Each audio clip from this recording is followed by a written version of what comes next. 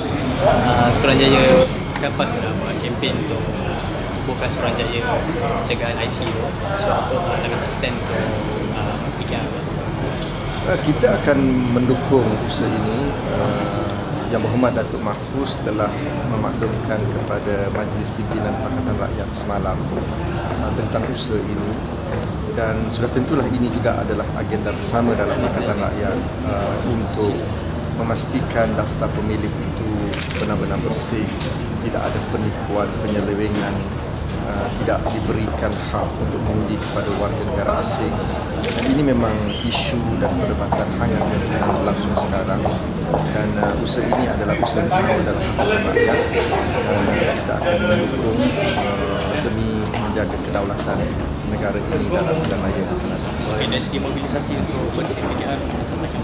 Semalam ketiga-tiga pemimpin tertinggi Pakatan Rakyat telah pun membuat pengumuman rasmi. Pertama, kita mendukung usaha bersih untuk mengadakan himpunan aman pada 28 April ini.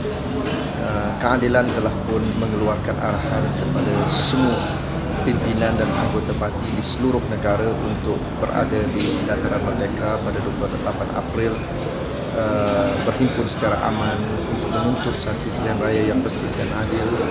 Kerana seperti kita saksikan hari ini, pindaan yang dibawa ke dalam parlimen tidak langsung menunjukkan minat SPR untuk membersihkan daftar pemilih.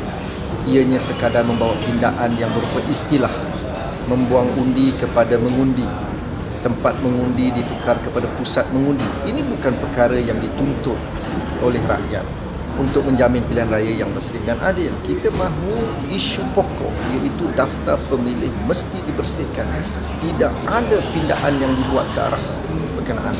Maka bersih akan mendapat dukungan yang kuat daripada Pakatan Rakyat.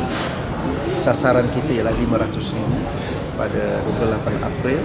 Kita memberi jaminan ia adalah himpunan yang cukup aman di kalangan rakyat Malaysia bagi menuntut satu pilihan raya yang bersih dan adil. Okay, adakah Pakatan Rakyat stand untuk tidak join election dengan federal?